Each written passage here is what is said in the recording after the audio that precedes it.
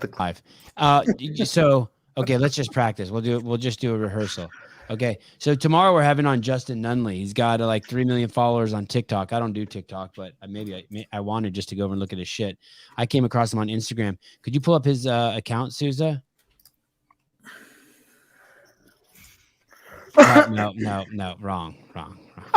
oh fuck! It's supposed to be the dude, right? It's supposed to be the guy, and then okay, go ahead. Let me see. Maybe you got it. Maybe you got it. Okay, go. Maybe you have it perfect. Fuck. What am I? I'm micromanaging. Sorry. Go ahead. We have this guy. I'll do it up again. We have this guy coming on tomorrow, Justin Nunley. I'm really excited to have him on. He's really creative. He comes from the son of a bitch. He comes from the lineage of people like Where's the Beef? What you talking about, Willis? And like he just like really good one-liners, and he's got this really cool one-liner that he always uses. Okay, could you play the clip, Souza?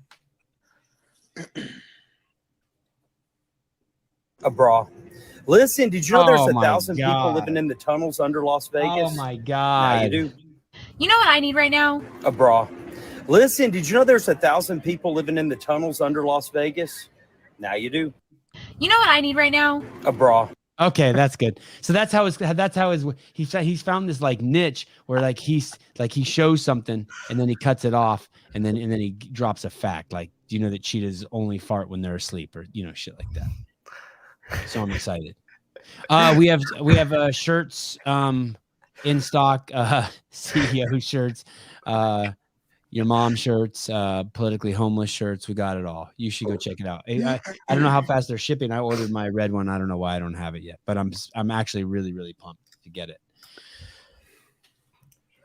I don't know if I'm more excited. Oh yeah, those are cool. Those are cool. You know which ones are really popular? The tank tops. Yeah, the girls love those tank tops. But you're a good dude. Oh, and that comes in green.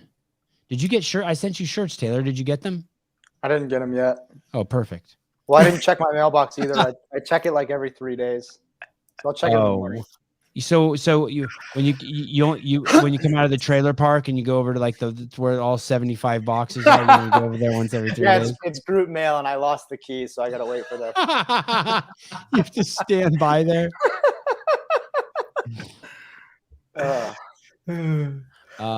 Casual sender. I'm a huge Taylor Self fan. Thank you for sharing your story. Peace and love.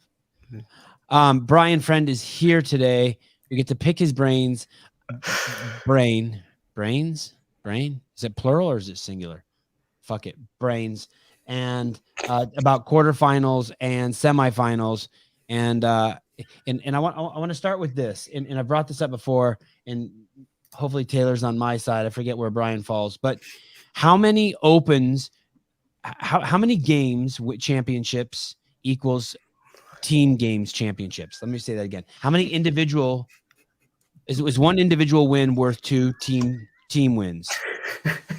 So if Matt Fraser has 5 wins and Rich Froning has 4, but he has 6 team wins, how many team wins does he have? Do we know?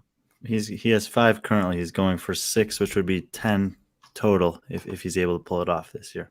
10. So let's say we give him he has to win 2 teams to be as good as 1 win of individual.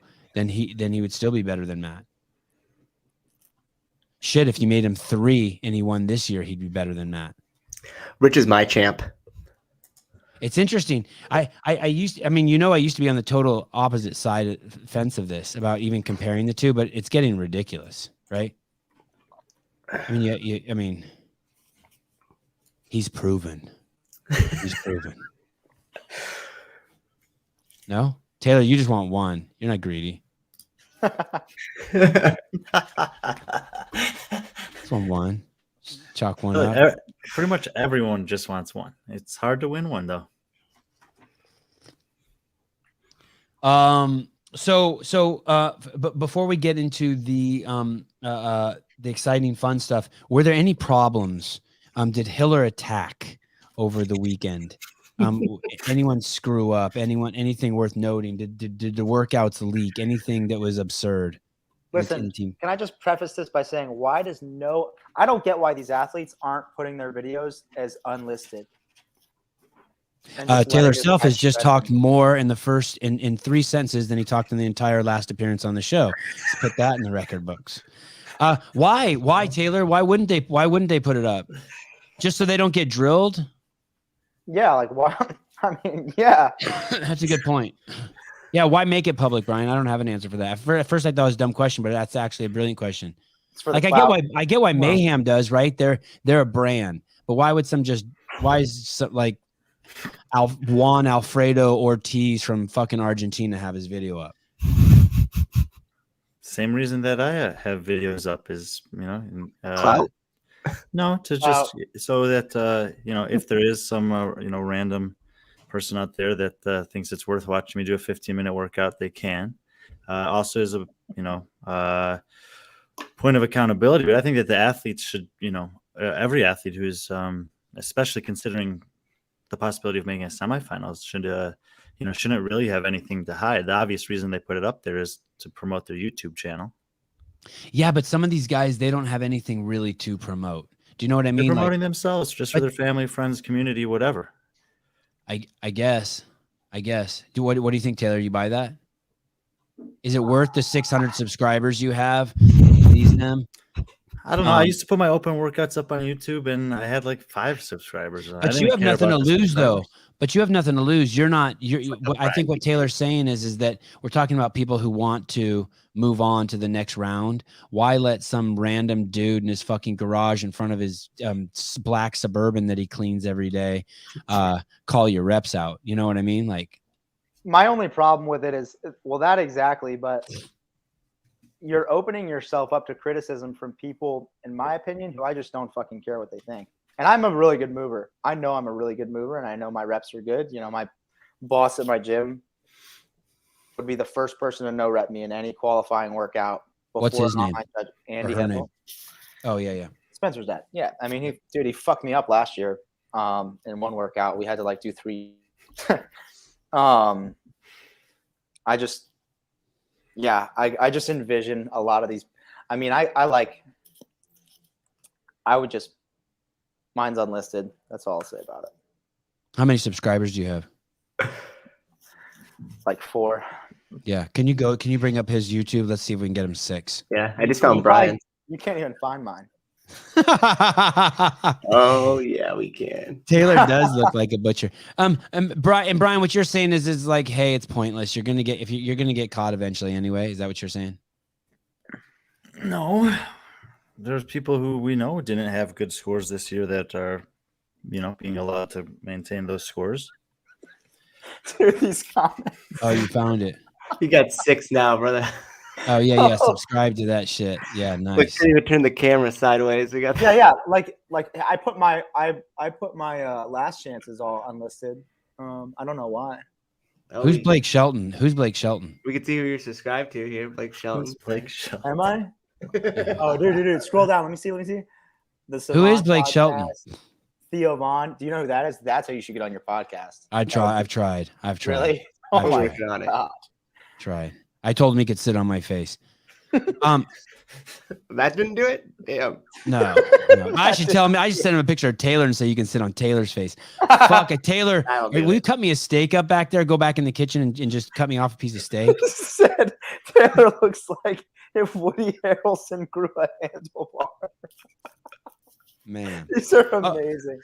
Some guy said it looked like I was competing in the Wild West over 50s division. I see it. A thumb with a mustache. Yes. A thumb. Listen, a guy named Johan Lopez called you a thumb with a mustache. Wow. I'm gonna shit myself. That's so good. Hey, dude, that's actually pretty funny to go as that next Halloween. Have someone make your forehead a fingernail. Just go as a thumb. Dude, that would be amazing. Okay, we have a whole show to just fuck with Taylor. Stop making him laugh. Okay, Oh my God. let's look at these quarterfinal scores. Brian, do we want to start by region and then go to the worldwide leaderboard? Just jam through the regions real quick. Okay. Yeah, let me know how I can fuck it up. So just go ahead and tell me where to start at, and I'll do it wrong. Let's do North America last since it's the most fun. Is that true, Brian? Let's Sure. do South America. South America, men or women? We're doing a team quarterfinals. I told you I'd fuck it up. South America. Well, Does not disappoint. I don't See that? know. Sorry, go ahead, Brian. I'm not sure what's going to happen in South America. It's obviously there were already four teams before the season started that were disqualified out of Argentina, and I think that there's a potential for more teams in South America to be disqualified at some point. But we'll see what happens. And so at the top here, we see one Argentinian team, kind of a surprising team from Paraguay, and then a bunch of Brazilian teams. But in general, the team competition in South America, I don't know a ton about it. The two teams that I kind of thought would be the ones to beat there aren't really participating this year in the capacity that I thought they would. The team that kind of What does that mean? They got disqualified? Is that what you mean? Okay. Yeah. Those that happened early. We talked about that, right? That was like Facundo's teams or something, or Mayhem. 2 Mayhem teams got of the 4. Got one the bid. Mayhem team, the South American team, but all 4 of the teams were kind of using the same listed affiliate as their training base, and it wasn't a legitimate training space or something like that. Okay. But I just don't know a lot of these teams. The Q21 CrossFit team out of Argentina is a recognizable, but I'll take over from here, Brian. Brian, are any of these teams in the top 50 worldwide? No. Oh, damn. And how many of these teams will go to Madison? 2. Okay. And do you think that and how many of these teams will go to the semifinals? Oh, well, this is a good question. Thank you. Shit, I knew I'd get one sooner or later. After this, let's get the fuck out of South America, Matt. No, it's a good question, because I was noticing this this morning, really, when I was reviewing the quarterfinals to semifinals advancements for the teams, is that a really high percentage of teams is making it through this round because there was a pretty low percentage of sign up in some of the continents relative to the number of spots they get. So in North America gets 80 spots. Europe gets 40 spots, and the rest of the continents all get 20 spots. But in the case of South America, for example, only 37 teams signed up. So more than half of the teams that signed up for quarterfinals are advancing to semifinals. Okay. And there's only really one continent where it's like kind of egregiously weird, I would say, which is Europe. They had obviously every continent gets 25% of their teams that advance to the quarterfinals, and 25 or less percent of their teams that advance from the semifinals to the games. But in the case of European teams in quarterfinals, 74% of the participating teams are advancing to semifinals, which almost makes it like a question of like, why is that competition even there? Only to eliminate 14 out of 54 teams. Wait, for what? For South America? Europe. Okay, sorry. Then you need to tell me how many teams. So 40 get to go to the semifinals, but you're saying only 57? 54 signed up. Wow. So it's even weirder than South America. Give me the numbers for North America for that out of the 80. 80 advanced, 98 are cut. Okay. So they had 100 and it's basically, they had 178. It's about 50% in all the other continents. Asia's like 65%, and then Europe's 74% advance. So just to give people a perspective of how I heard this and see if this is right. In North America, there were 178 teams that entered the quarterfinals that tried to make it to the semifinals, and only 80 will be moving on to the semifinals. In Europe, there were 54 teams in the quarterfinals, and 40 will make it to the semifinals. And in South America, it was 37 teams tried, and 20 will make it. Yep, and it was exactly the same numbers in Oceania as South America. 20 of 37 advance. Okay. In Africa, there were actually 40 teams that participated, 20 advance. Okay. And in Asia, only 31 teams participated and 20 advance. Okay. How many participated in North America? 178. And 40 advanced. 80 advanced. 80 advanced. Okay. So it's just under 50%. So kind of what I think, because obviously CrossFit wants participation in these competitions. They want people to pay the registration fee, and more participation is just generally better for the sport. and for the communities that get excited about the team competition, the affiliate cup. So one thing that I had a thought of is that you can say you get a maximum of 40 spots in Europe, but you can't have more than 50% of the registrating teams qualify. So if only 54 qualify, then they only get, I guess, it could just 27 teams, but you could just say like they'll get maybe they say 14 and 14 that go to the 2 semifinals or whatever. But that didn't happen. They still have get to the have full numbers. But I'm saying it could be an implementation that CrossFit makes in the future to say if you want to get your full number of spots, you need to have more teams register, because 200. Gotcha.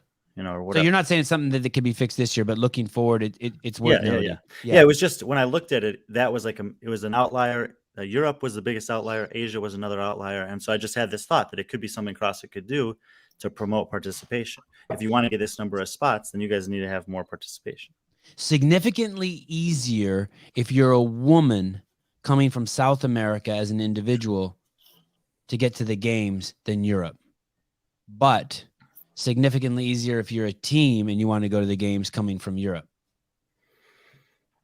Not necessarily. Okay, the semifinals, not the games. Yes, the semifinals. Right. Sorry, fucked that up. Thought I was being smart. Okay. Well, that's good to know. I wonder if there would ever be a time where there would be everyone who signs up gets to go. Like the special, then they could change the name to the Special Olympics. All right, let's move on. Let's move on to Africa. I'm not going to have that much to say about Africa. I just want to know if anyone's in the top 50 there. No. And how many teams will be at the games? I don't know if they're in the top 50 on the worldwide leaderboard, but in a games level competition, if 100 teams participate, I wouldn't pick any teams from Africa or South America to make the top 50. What I'm saying is there's teams in North America and Europe that will get cut that would still beat the qualifying teams from those countries. But that's okay. It's just how it is. Right. How many teams total go to the games? 38. There's no last chance qualifier for teams. Okay. All right. And the most come from North America. It's distributed the same way, and then half as many. Yeah, and I mean, what you can say here about the South African teams, which is, it's Africa, but you have to go down. There's a couple other countries represented, but mostly South Africa.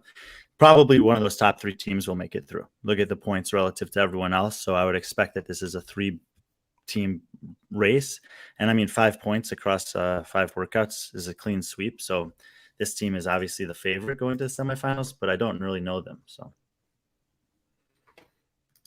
I'm looking at their roster, and I don't know these people. So, okay, let's move to Asia. Asia is a fascinating situation because I had heard that the teams from Dubai were not really happy with the selection of South Korea as a place to host a semifinal. It could be twofold. One, obviously, we know that the UAE can host events because they had the Dubai Championships there in December, and athletes from all over the world were able to travel, so it would be an easy spot to do it. Whereas in South Korea, which we've talked about before, there's still some travel restrictions there. But these 2 teams in second and third, CrossFit Yas Black and CrossFit Alliath, are very good teams.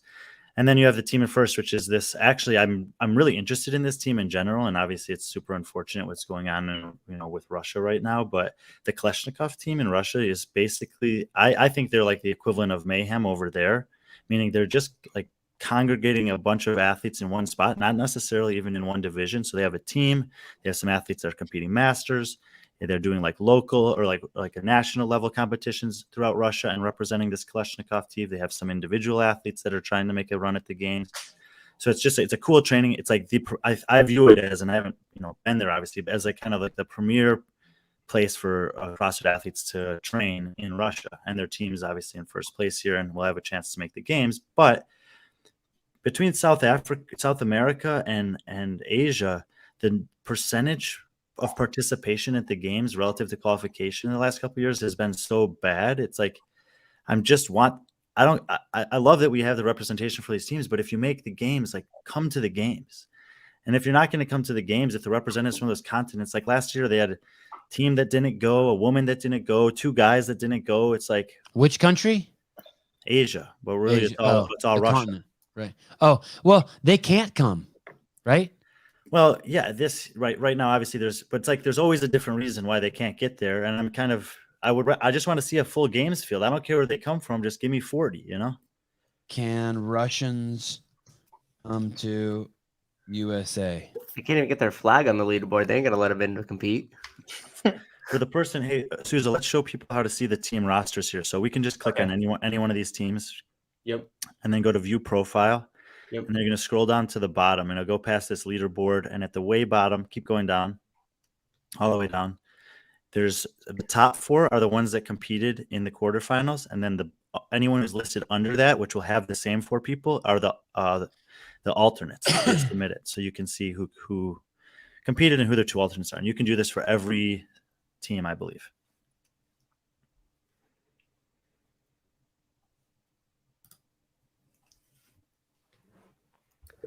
Boom. Now you guys know.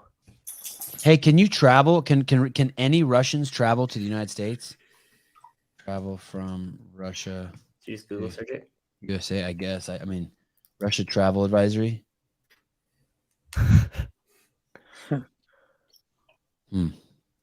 Okay.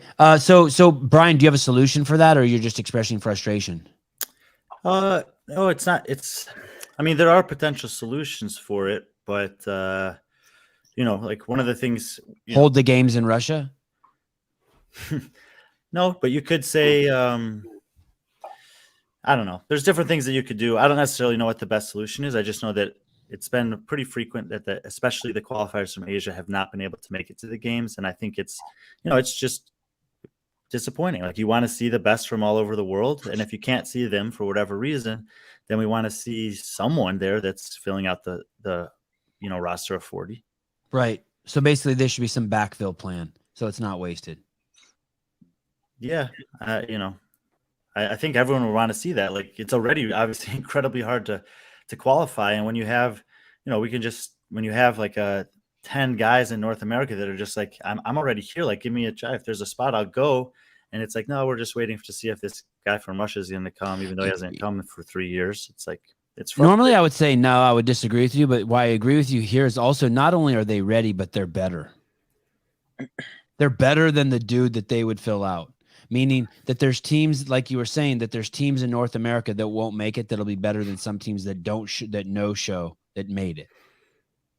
Yeah, that's and I mean, it's going to happen no matter what, where there's going to be like clear distinctions in ability, even at the games. The top heat looks a little different than the second heat, looks a little different than the third or the first heat or whatever.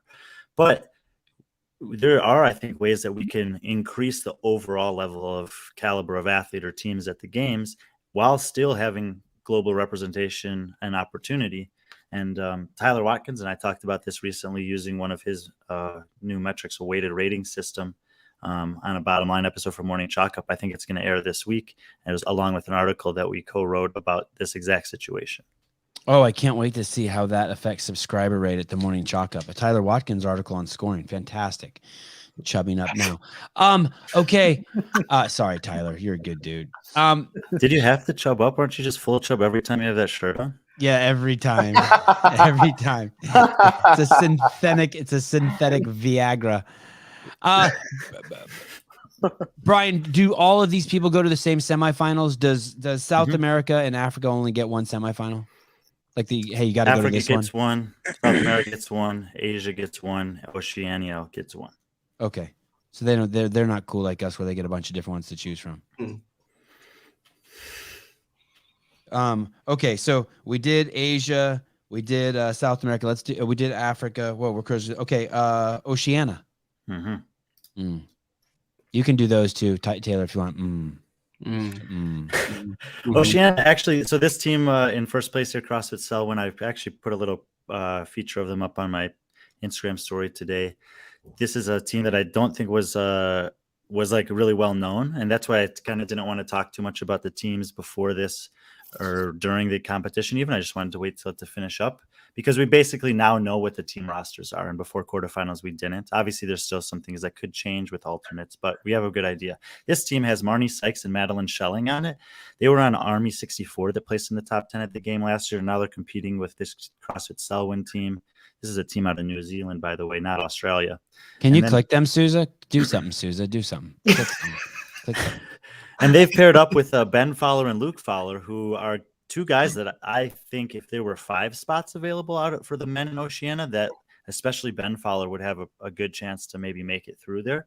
But they've decided to go on a team with these two women who I also think could be sneakily like into the 4 or 5 spot if they competed individually, even with the depth and caliber of the women in Oceania. So this is a pretty good team that I actually think has like outside podium potential at the games this year. Okay, I shouldn't have told him to click anything. When you say the 4th or 5th spot, you mean though in that region? You mean in Oceania? Yeah, like I don't think they can, crack into the Tia and Kara's. Jamie and Ellie Turner are probably the next 2, but they were like the 3 of the 4 athletes at least on their team, I think would have a chance of finishing in the top 5 individually in that continent if they competed as individuals. And the girls both competed at the games last year and made it into the top 10. And you know that you have to have strong women on your team to excel at the games. And these guys, I think, are they're young, they're up and comers, and they're really good. And I actually think that in the way we saw guys like even like Pat Fellner, who competed at the games before making it as an individual, this might be a really good opportunity for them to get some experience on the teams at a games while they're in their like really early 20s. And I think that in the next couple of years, you'll see Ben and Luke Fowler threatening for individual game spots as well. Scroll down a little bit, Susan. I want to see how come I don't see any flag New Zealand or any of those flags New Zealand? Yeah, flags? yeah. They look almost identical. So the main difference, the ones that have the big white star under the red crossing, those are Australians. The red stars on the right are New Zealand. But okay, you have to zoom in a little to see it. They look very similar. Let me see. Scroll all the way down. Is there anyone who's not New Zealand or Australia? No, and there's no way. I mean, all of the islands could be that, but I don't think that there's any teams out of those small islands. What is this good New Zealand team I keep hearing about? Who's the best New Zealand team on this list? Oh, that's it at the top. That's it. Okay. I assume they were Australia. My bad. Okay. Yes, yeah. Okay. Now they took 4th worldwide. Is that their deal? I think so. Okay. I think that. Now there are other good teams here too. I mean, this team in 3rd place, CrossFit Urban, that's Caitlin Van Stell and her husband, and Adam Mancy and his wife, that are very good. They were also, I think, 10th at the games last year. And then the team in between them, Christy Bishop is competing on that team, I think. She's pretty good. And so, yeah, there's probably 3 or 4 teams. Our side is a good team, but they get 3 spots. So all the 3 teams that qualify out of this region will be relevant at the games. Okay, so they get 3. Oh, okay. So from here, they get 3. Africa gets 1. Asia and South America get 2. Of all of those teams, the ones from Oceania are the ones that I think will be relevant. The rest of them, probably not. However, it's kind of got to see what happens with the teams in Asia. But these top 20 teams here that we're looking at, 11 plus 9 more, they go to the semifinals. Mm-hmm. Yeah. Okay. All right. Awesome. Any of these teams out of the Tia's gym there or Cara's gym there or any? We bought CrossFit Frankston, Rob Forte's gym down in 9th. Is he on that team? I don't think so. I feel like he might do Masters this year. I'm kind of waiting to see. Okay. And how about where Ricky trains? Benton. I don't think they have a team. Are these Fowler dudes related to the guy? There's a Fowler in the United States I remember Brooke Entz went to go train with. I'm trying to remember. Nick Fowler. He's the coach of Brute Strength. I don't think so. Okay. I thought Matt Torres was the coach of Brute Strength. They got a bunch of coaches. Yeah, Nick. Yeah, they have a bunch of coaches. Okay. All right. Not related. Just same last name. Sevan has the long COVID. No. Sorry, wrong one. Racist. That's sorry, save that for later. Sevan has the long COVID. Lots of brain fog. Your mom has the long one. Okay. Let's move on to man. Individual teams are tough. Let's move on to Europe. Where's Rich Froning's in North America, right? That's where I want to get. That's where we're going, right? No, not yet. We need to take a stop in Europe for sure. Taylor's gonna miss the best part of the show. He has to go in 1 minute. He's gonna miss the Rich Froning part. You got to go, Taylor. Yeah, 1 man. minute. It's 10 p.m. It's 1 minute. That's Gotta feed the thumb. You have 1 minute. You have 1 minute. Okay. We're here in Europe. Well, okay. So no surprise it's CrossFit Oslo, right? Is that where Kristen Holta's playing It's these their days? gym. They have two. Okay. They have more than one team competing, but this is their top team. This is the girls that competed with her at Wadapalooza, along with one guy that they had last year, Ivan, I think it's his first name, and then Nikolai Bilodal, who's probably the fittest guy in Norway still.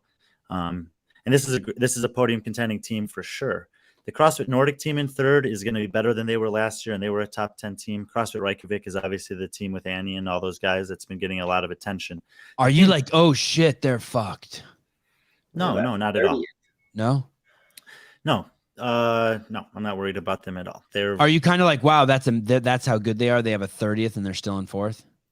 I mean, they got first in everywhere. Hey, what happened? How do you get a 30th Pretty good. in four firsts? They're probably the only team that did the workout right. Ah. I think that's a burpee shuttle run workout. I'm not worried about them at all. We'll just say that. I mean, I think that they have their eyes set on one thing, and they'll be there and contending for that thing. I right before this show, when I was driving my kids home, I was listening to the Talking Elite podcast that they did on what we're doing a day after them, and they had Con Porter on, and they were interviewing him in the first part of the show, and what he said was that they were being really, really meticulous about their movements and everything that they were doing, and that it caused them to like maybe slow down. They were trying too hard to be perfectionist or too precise. And I was wondering if that was, when he said that, I was getting like, I wonder if that's the Hiller effect. I wonder if like he's gotten into people's heads. That's what Alyssa thinks. Yeah, there you go. They're too worried about that. I wonder, but I don't really think that though. I'm just saying that just because I haven't talked in a while, but for first place, it's like, you know.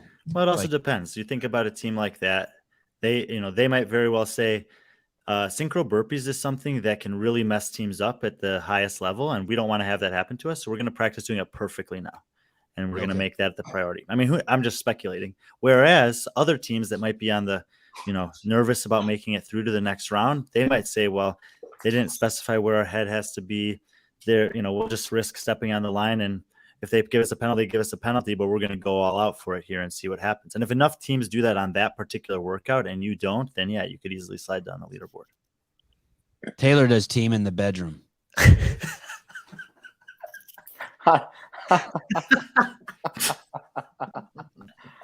Dude. But if they take a 30th at the games, they're toast though. You can't do that.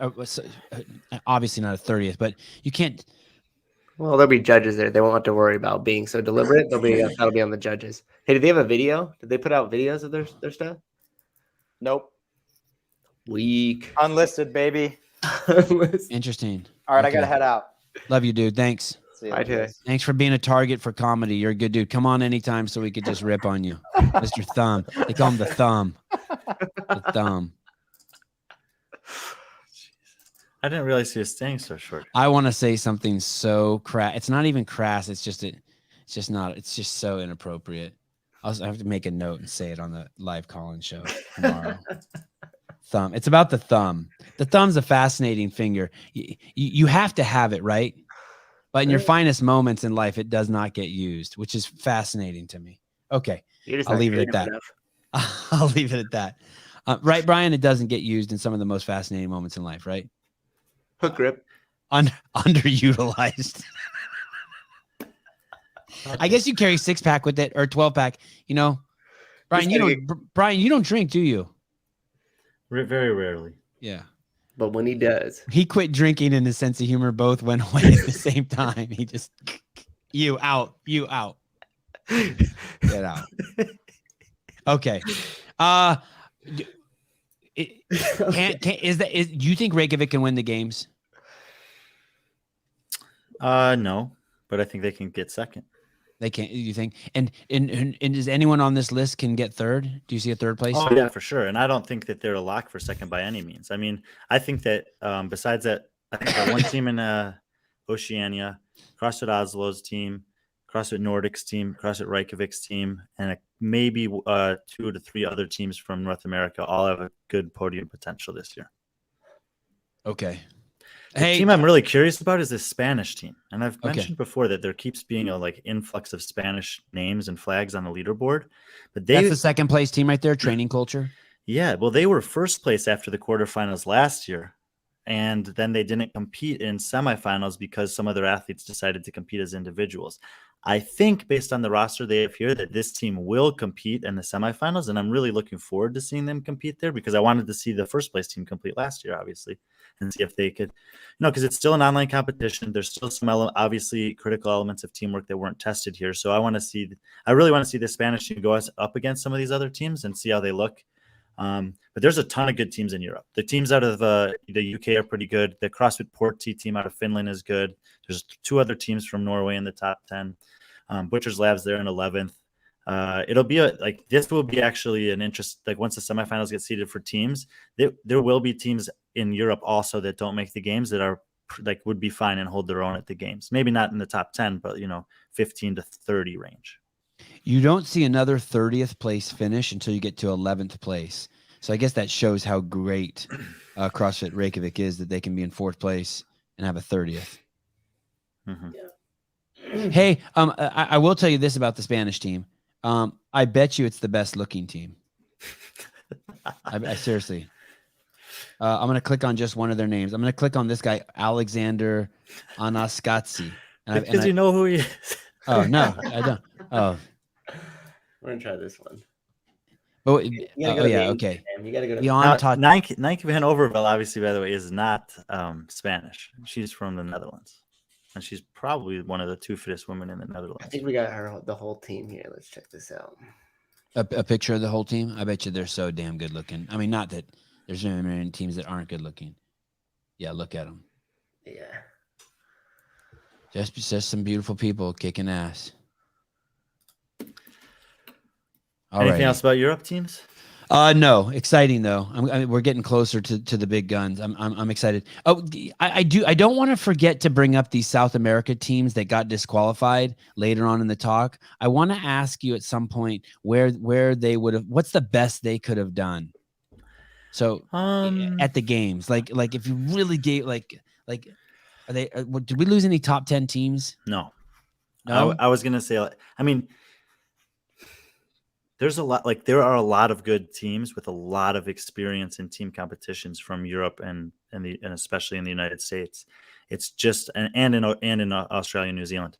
It's I don't think that the team competition that the world has. I still think they're even further behind than some of the individuals in that regard. But that team from South America, the Mayhem Libertad team that was supposed to be, that would have been a good team that I think had top 20 potential. At the games. Yeah, it's crazy. What's the most amount of teams any gym has ever gotten to the games? An affiliate. Definitely 2, probably 3 is my guess. I feel like either Invictus or like Salt Lake City might have had 2 teams one year. Mayhem usually has 2. Mayhem's definitely had 2, but I think that there may have been some 3 teams. I want to take a short break. Just off subject here a little bit. There's this guy in the comments, and let me see if I can. His name's Dick Butter. This is not his account. Hold on. No, that is not. Let me see. Oh, I just started. Look at. Do not follow this guy. Whatever you do not follow Dick Butter. Do not. Oh, should I follow him? All right. Well, I'll tell you guys if he posts anything good. I just want to let you guys know that. Okay. It's a disgusting name. Inappropriate. Okay, let's go. Let's go. Now we go big time. Now we go big time. North America. Brian, I had as a kid, I had this beautiful glass bong, just a single chamber sitting on my dresser. And my mom walked in one time and she thought it was a vase. She commented on it as being a nice vase. Did you really think it was a vase, or was yeah, she just totally? And what brings this up is that I was able to talk about the thumb, I feel like, in a matter that most people wouldn't understood, but then Chase or Bill understood it and commented. So Well, now that we're bringing up the most exciting part of the show here, we want to take a moment to thank Paper Street Coffee. Go to paperstreetcoffee.com at 40 minutes in. 'Cause Brian, did you now- get Paper Street Coffee? Yep. Did you get a shirt? No. Oh, jeez. We'll get you the shirt. Stand by. But there was one of these stickers in there, though. Oh, that's nice. That's They really just nice. keep popping up everywhere. It's terrible. Did you put it on your car? Put that on your ceiling. Put that on your ceiling. Under a bathroom mirror so you could just brush it off. Brian, any before we dig in here, any penalties anywhere assessed that you know of? Isn't there some sort of penalty sheet that CrossFit keeps for any of the teams?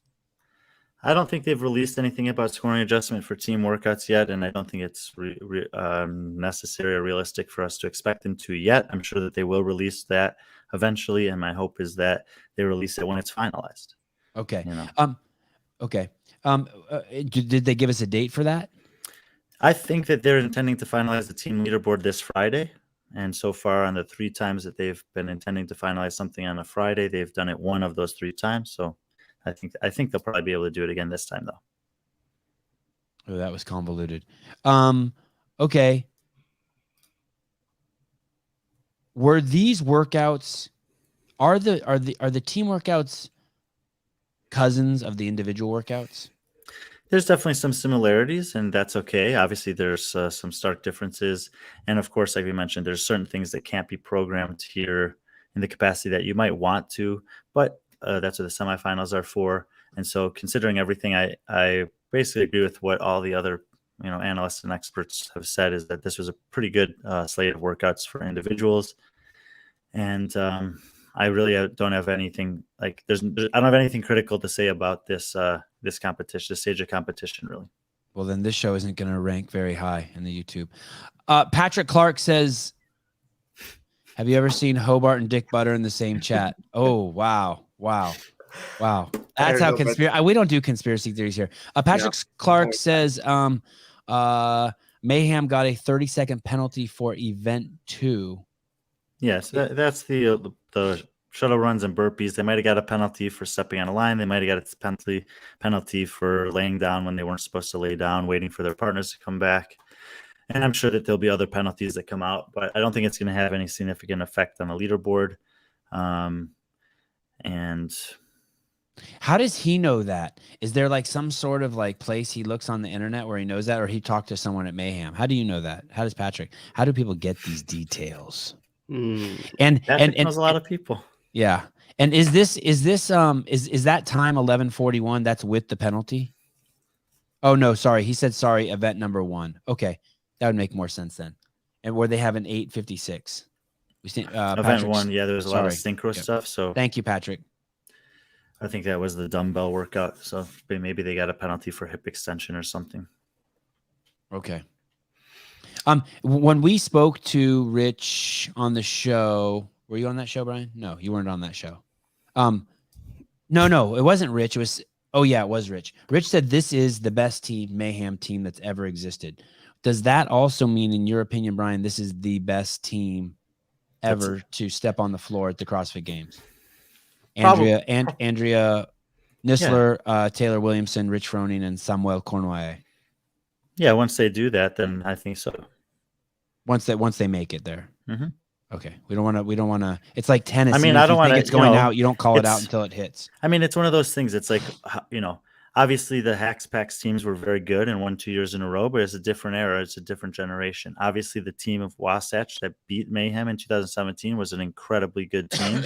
All 6 of their athletes were phenomenal that year, and Mayhem was like first, second on every event on the weekend. The problem was, so was Wasatch, and like they were just like slightly better than them and very good team. But I think that, we've long said that, Andrea and Taylor are the kind of the best, the most lethal duo of women in the team competition, and have been for the last really 5 years probably. Rich is obviously the best male team competitor that we've ever seen, and Sam Cornouaille is he's got incredible potential as an individual, and he's choosing to compete on the team this year, whereas the previous members of that team, as good as they are, Chase Hill and Dre Strom, were nowhere near the level of individual athlete that Cornouaille was. And there are some workouts where that individual prowess like really matters, And then as long as he can, fit in on the team stuff, the synchro stuff, and the like the worm stuff, which he's in the perfect environment to practice that, he's clearly a step up from those guys. Who was on that Wasatch team in 2017? I always struggle to remember all of them, but Adrian Conway, Mitch Spute was on that team. The girls are also good. I should definitely know their names, and I feel bad that I don't. Don't worry, I'm sure Susan's on it. Brennan Fjord was the third guy, I think. I'm sure Susan's on it. And those were 6-man teams. Yeah, 3 men, 3 women. People in the comments are saying that basically Rich hates a pistol. A lot of the athletes aren't huge fans of pistols, and I mean they are extremely demanding on obviously the knees especially, but I think it's for the best athletes in the sports. It's like one of those things where you don't do them that often, but you just keep they're going to come up in some competitions occasionally. Are anybody who are on Adrian Conway, Mandy Janowitz, Tiffany Hendrickson, Brennan Fjord? Oh, I remember him. Hey, bring up a picture of that guy, Brennan Fjord. He looks almost like he's a Chippendale, right? He looks like a G.I. Joe's type guy. Yeah, totally. He's a freak. Okay. Hey, was he on Hack Pack? No, this was a Wasatch team from 2017. But I mean, before at any time? Brennan, I don't know. Adrian was. They had a team. Tommy Hackenbrook had this girl on the team. And I remember we were at the. Yeah, this guy's a savage. Yeah, I think this guy was on one of Tommy Hackenbrook's teams. He might have been, yeah. They had a girl on the team, and it was at semifinals, and it was like in a city south of Denver somewhere. Oh, go figure. His wife's hot too. That's weird. And the girl in between the events would go breastfeed her kid, and they won. It was nuts. It was absolutely nuts. I fully approve of that. Can you imagine? That must have just been like salty and sweet. Anyway. All right. Well, thank you for sharing. Yeah, that guy built Ford tough. Yeah, he's a savage. Is that guy still competing? Are any of these people on this team still competing, Brian? Adrian Conway is in the Masters division. He podiumed last year behind Hobart and Casper Bauer. And Mitch Spute, he was actually one of the guys who had a really good score on workout number 3 that ended up getting taken off the leaderboard in North America men. That I didn't know. I haven't seen his name otherwise than that in a while. This year? Mm-hmm. He had a posted time of 13:02 at one point, but then he has received a penalty like a lot of other guys. I thought it actually could be a legitimate score because I recognized his name, but it got penalized eventually. Did he only do half the shuttle runs? Was it that same issue? We can find out probably. Conway's a savage. Hey, can he beat Hobart? Okay, different. It says yes. It says completed half the required shuttle runs, but they still haven't updated this scoring adjustments list completely. There's penalties that we know that were assessed and people that still aren't on that list. So it's not a perfect resource yet. Okay. And we'll talk about some of that as soon as we're done here with North America. And I want to just really quick, just a quick 2-second. Is Adrian Conway, is that master spot going to be a battle between Adrian Conway and James Hobart? Is that what we're looking at? 35 to 40? And others. There will be more than 2. There'll be more, like it's going to be a tough field. So there's guys coming up from the bottom who are going to be savages this year. Yeah. Right. Yeah, for sure. Sam Dancer at the forefront, probably. Oh, right. We got to get him on the show. Oh, I think we should get Sam Dancer on, and I think we had Bethany Shadburn and Christy Aramo all like on the hook. Like we threw lines into their water, like they looked at our hook, and we tried to reel them in, but I think we didn't get them. But they're close. No, they're there. They're there. Okay, we see them. We netted them and put them in a bucket. Yeah, they're in the scope. Okay, good. All right, let's go back to North America. This is fun. This is going to be great to look at. Are these people? This is a whole different league of animals, right? Right here. Let's just. So obviously, Mayhem Freedom. We talked about CrossFit Invictus's team. This is a very good team. CJ Martin, still the guy over at Invictus. He's the man. So this is Joshua Alchama. He was like 7th in Europe in the individual quarterfinals. Jorge Fernandez actually finished like 13th in North American quarterfinals for men. I think he's improved from last year. And they have Brittany Weiss, who's been a part of their team for a while, came out of Chapel Hill CrossFit in North Carolina and moved out there several years ago. And Devin Kim, who's very, very talented, strong young woman. So this is a very strong team for sure. Top 10 contenders at the game for sure. Mayhem Independence will be good. The team CrossFit PSC in fourth place. I think Nick Who's on that Independence team? Sorry, just really quick. Luke Parker, and I can't remember the other guy. Some weird guy. I don't know. And then Andrew. Oh, Nistler it's and Angelo. Sasha Nave. Angelo's on that team. Oh yeah, Angelo. He's probably slacking off on a cruise somewhere. No, they'll be fine. This is a very good showing for them. Obviously, I'll be excited to see them. It's a big deal to be able to move the worm well. I would expect all the Mayhem teams will do that. So I'm looking forward to seeing, especially that Independence team, and then their third team, Justice, who's sitting there in 7th place at semifinals, where we can see how they handle some of those implements that you can't test in the online quarterfinal stage. But Give me 1 second. Give me 1 second. Give me 1 second. Sorry, I want to make sure we don't overlook these guys. Is this the Invictus team right here? Oh, well, that is two of the. No, that's only actually one. Brittany Weiss in the top right is the only one of those 4 that are competing on their top team this year. Okay, so this is an old picture? No, it says 3 days ago. It says meet the rest of the Invictus team competing in the team quarterfinals this weekend. Oh, so they have multiple teams. This is their other team. This is where is their other team? Because that's I think I think I got it. I think that's Eric Carmody for sure. Is that what are they tagged on here? Think of all the big Oh, names that really? have come out of Invictus. I Josh think that's Bridges. Allison Weiss. I think that's Brittany's younger sister that's competing on that team. Who's come out of it? Josh Bridges, Camille LeBlanc Bazinet, Lauren Fisher, Yeah. Garrett Fisher. I'm sure I'm missing some. This is their top team. Okay. Oh, they're a little blurry. And their second team is Unconquerable. And yeah, that's Eric Carmody, Allison Weiss, Lalo Torres, and Emily Rethwell. Any of those former individual athletes? I think Allison Weiss won the games as a teenager one year. Eric Carmody's, I don't know if he ever made the games, maybe once, but we're very recognizable. I really like this picture. Which one? The one where the dudes are just waiting their turn. It's just cool. It just shows like that it's on, right? Like, and then the dudes are gonna do that, and those chicks are gonna go stand over there and watch them be like, "Don't fuck up." And that's basically what you're saying the whole time, right? Pretty much. All right, cool. Sorry, Brian. Okay, let's go back to the board. Sorry. And, who were the No two problem. girls on the Mayhem Independence team with Angelo and Luke? Anyone I know? Yeah, Sasha Navis and Alexis Johnson. Oh, wow. Okay. Alexis Johnson, was she an individual for like Misfits or something? Many years. She also competed she's competed on teams before. She's extremely well-rounded and experienced. Why? Well, isn't Sasha Nevis an individual athlete? Last year she was. Is this like her saying that she's done individual, or is it more like a Samuel Cornway, just dip your foot in for a year and then come out? I think that. Okay. All right. Sorry. So CrossFit PSC. And I actually kind of like that decision for someone like her because, like it or not, like international travel isn't like kind of a nuisance these days. And competing on the teams, she doesn't have to travel back to South America for a competition, whereas someone like Guimayeros will. Oh, wow. That's a great point. Holy cow, that's a great point. It's just less stress for her in the course of the season than she'd have to deal with otherwise.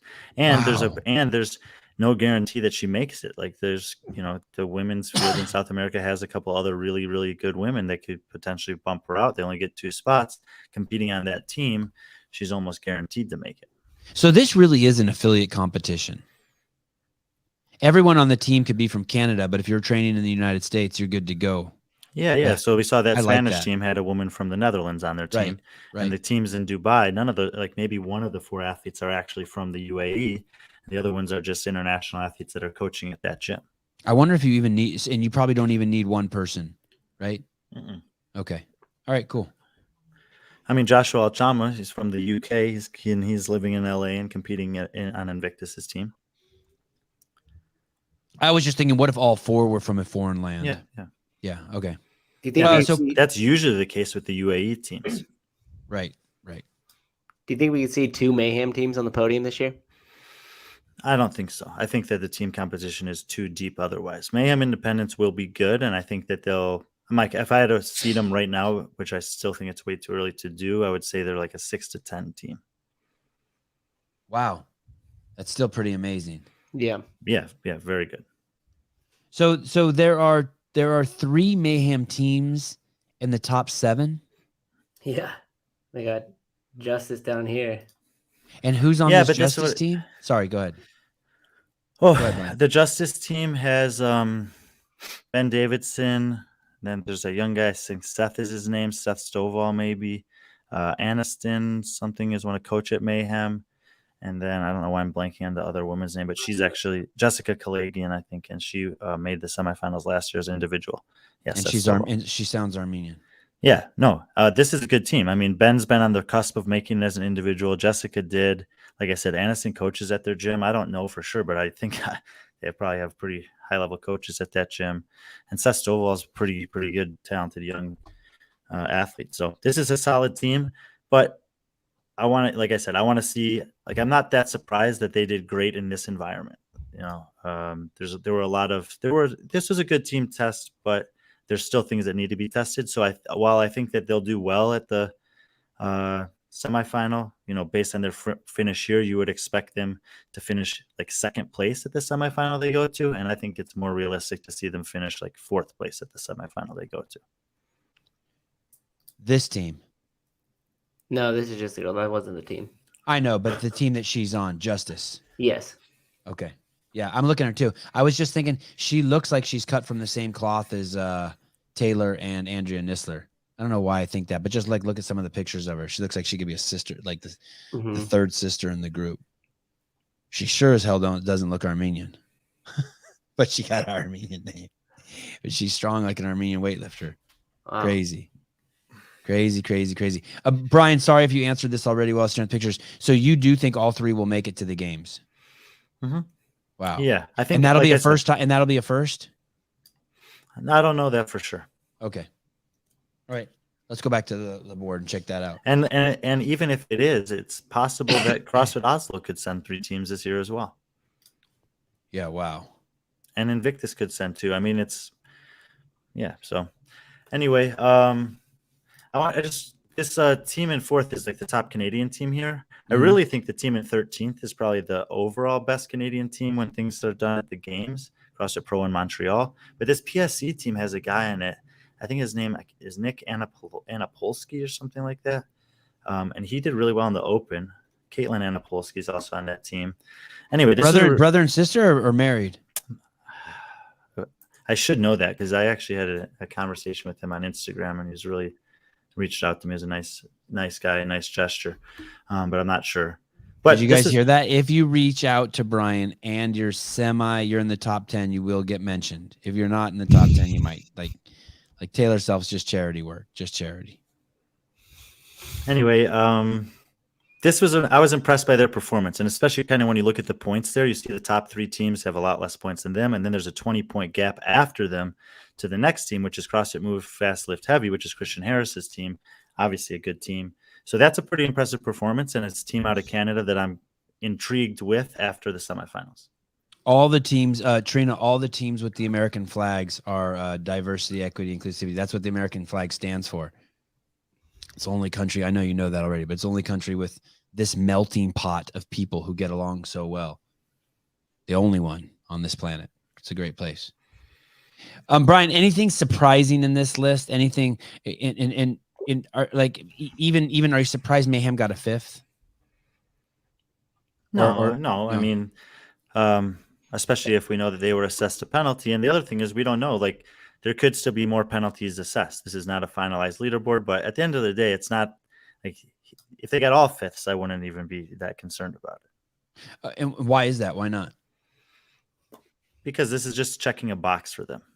It is. So this is another Open. Yeah. Damn it. For that team in this competition, yeah, for sure. 80 teams get through. I mean, they could have done it backwards and made it. Right. Is that workout one the one with the pistols? Maybe. Okay, because that's the move that like 10 or 20 people in the comments were just piling in. Rich hates pistols. So I'm curious if he was the weak link in that one. Going back to I do want to say that this comment that Breakfast Talk just put in about NorCal's team from 2015, they should definitely be mentioned in amongst the best teams that we've ever seen at the games. Oh, that's they the would've team. won that year. Khalifa, Miranda. Who else was on that team? Man, I'm not 100% sure. I think Ben Alderman maybe. I don't know, but they were very, very good. I think That was your Miranda Ollie. hurt her knee, and they didn't let her continue, right? Yep. They had already made the top 10, so they ended up finishing 10th, but they basically forced them to DQ the last several workouts. Mm-hmm. Yeah, man, that was heated. That was gnarly. There's some great behind the scenes footage of that, of Dave and Jason talking. That conversation got nasty. And now they're friends. Now Jason goes to Dave's ranch and they shoot guns. Perhaps it's a exclusive content that you will see only on our newsletter. Subscribe on your email. Yes. You may or may not be able to see those. Do you think that team can beat Rich's team this year? That NorCal team, Brian? Well, it was a team of 6 and this is a team of 4, so it's a little different. But I think even if you took the top 4 from that team against this Mayhem team, probably not. But you still respect the comment. Yeah. I was just, when I was like thinking about the best teams in history and relevant, relation to your question, I should have remembered them, and so I appreciated that he brought them up. Gotcha. Okay. All right. Let's look at the worldwide. Are we done? Can we look at the worldwide? Sure. So this will be, if CrossFit Mayhem Freedom wins the games this year, they will be 6 times they've won it. Yeah. And all 6 times Rich has been on the team. Yeah. Do the teams have to declare a team captain? They used to. I remember in 2016, it was actually was kind of cool that they brought the captains out on the floor of the top 10 teams for the announcement of the final workout. And it was, of course, there were some men and some women that were the captains of the teams, but it was just kind of cool to see. I mean, I'd watched the team competition in person that year more than any other year. I don't know all the teams as well as obviously the top teams, but just to see which representatives that they chose after watching them compete was kind of cool. So I like the fact of having a team captain, and I also like the fact of kind of knowing who it is in a situation like that. Is Yami coaching? Is he the official? Have you heard anyone say he's the coach? I think everyone says he's the coach. Okay, so he's the coach. And is he also Katrin's coach also? It seems like he's coaching Katrin and BKG for the most part right now. They're all seemingly training together. And who is BKG's Bjorgvin's coach last year? Do we know? That's a good question. I don't know who his coach has been. Was that guy I can't believe I can't remember his name. Christian Gabby McGaw's coach. John Singleton. See, why do I always want to call him Christian? John Singleton. Was he ever BKG's coach? Maybe. I mean, he helped coach Sarah for a year or two, and I know that BKG and Sarah have trained together a lot. It's like weird. It's like bothering me now that I don't know who's BKG's coach formally or who has been. I apologize. I retract the question, Your Honor. I pulled the question from someone. Patrick Clark will tell us in a second. Yami was last year as well. See, look, there he is. I'm trying to see if I can find something. Patrick, please go to the Sevan podcast website. At the bottom, you'll say job openings and apply for games and analysts, please. Thank you. Head over to barbelljobs.com. Oh, is that where we have our? Is that where we have our? I'm just trying to fit him in. Here we go again with Brian assuming people's gender. I don't even know what you're talking about, but I just like it. Divert all your attacks to Brian, please. Enough attacking me. Okay. So worldwide leaderboard of these teams who are on. Can we go let's scroll down really quick to the bottom. So we were wondering, I had a couple questions. Did anyone tell me if you see anything from Asia or Africa? Yeah, 28th is that's the Russian team. But I think you were asking about South America. No, the 28th that's Europe though, right? That's Asia. Asia, okay. But I think you were asking about Africa and South America. Okay, Africa and South America, right. 41 is also Asia, and there's nothing in the top 50 from those areas. What about that flag right there? That green and black one. That one's from the that's Dubai, UAE. And what region are they? Africa? Asia. Okay. Go to page 2. Let's see when that happens. I want to see when South America pops in here. Okay. South America and Africa. When do they come into the story? There's South America. I don't know how. That's all the way. No, 65. Brian is sitting there wondering why he still does this podcast. It's funny. That's my mantra in my head constantly when I look at Brian. That's why I try not to look at him. I'm like, okay, don't look at him. Okay, 65. No. Oh yeah. Okay. And that's South Africa. So that's the first time we have a team from either South Africa or South America 65. But and how many teams go to the games? 38. 38. Africa gets 1. Okay. And South America's top team is in 98th. Okay. Let's see where the next 2. South African team is. Okay, it's fine. I don't need to go past that. Interesting. Okay, so that team's going right there from South Africa. No, not necessarily, because they were pretty. I mean, they did win all 5 workouts, so you'd think that they're definitely the favorites. But the 2 teams behind them were basically second and or third in every other workout. So those 3 teams will be the only teams that have a chance. Sevan is too pussy to have Andrew on the show. Did they spell 2 right? Is two pussy? I don't think that was the right one. Oh wait, yes it was. Okay, all right. Christy, girls don't use words like that. Yes, that is the closest. Thank you for sponsoring the show, Andrew. Yes. Okay, let's go back up to the top. Let's go back to number 1. Mayhem. And anything stand out on page 1 for you, Brian? Anything you're worried about? Anything? I know you already kind of said, hey, for the best teams in the world, this is kind of the quarterfinals are kind of just like the open for them. They're checking the box, they're fine tuning the machine. So we still don't know anything. I just I look at the top 20 or 30 teams, and there's a lot of different countries represented, and that's what we saw last year in the team competition was about half of the teams in the top 10 and maybe in the third or 40% of the teams in the top 20 were, international teams. And it's cool to see that there's a variety of different flags on the leaderboard, and all of these teams are very good on the top 10 or 20 here. And I think that although the order might shift around a lot, these are, this was a pretty well programmed series of workouts that these are generally going to be the teams that are going to be most competitive at the games too. A couple will drop out and a couple will probably move in, but I'd say like 16 of the top 20 teams here are probably also 16 of the top 25, at least 25 teams in the world. Okay. Let me propose this idea to you. And I think I got this from Tommy and Sean. And if I didn't, I'll take the credit. But if I did get it from them, I want to give them the credit. Often you've said that there are athletes who perform well in person, live shows, and then there's people who perform well through these online competitions. Mm-hmm. And I think you've more than alluded to the fact, but we'll get it cleared right here, that most athletes, it's better to do live competitions. They prefer that. That's if there's an athlete that tells me they'd rather do an online competition than live competition, then I'm just not that interested in that athlete. They're cheating. I know people want to see live sports. You want to be great. You need to perform under the pressure when the lights are on, when the audience is there, with limited amount of time to prepare.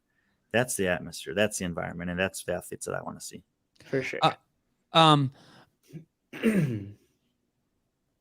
I think that I think one of the subjects, and I like this topic that Tommy and Sean were talking about, and I don't want to misrepresent it, and I apologize to them if I misrepresented it, but they were basically saying that it will be different for the teams to do this live with each other, these things that require synchronization.